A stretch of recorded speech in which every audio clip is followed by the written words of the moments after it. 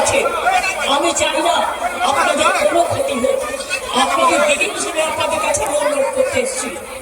আমি মুখ্যমন্ত্রী নই, মুখ্যমন্ত্রী হিসেবে বলতে আসিনি, আমি আপনাদের দিদি হিসেবে বলতে এসেছি, যাতে আপনারা না ভাবেন হ্যাঁ আপনি যে পরিশ্রম আছেন।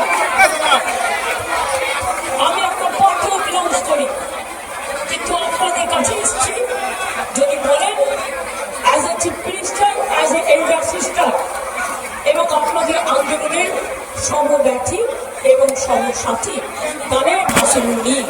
কিন্তু তা সত্ত্বেও আমি এসেছি তার কারণ আমি মনে করি আপনাদের কাছে আসা মানে এটা নিজেকে ছোট করা নয়, এটা নিজেকে বড় করা। তাই আপনাদের আমার আবেদন করব, আপনারা বসুন, আপনারা আলোচনা করুন, পরে সিদ্ধান্ত নিন। আমার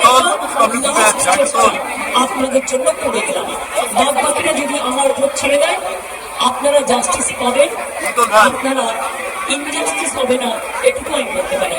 অনেক ধন্যবাদ, নমস্কার এবং আপনাদের সকলকে অনেক অনেক ধন্যবাদ জানাই।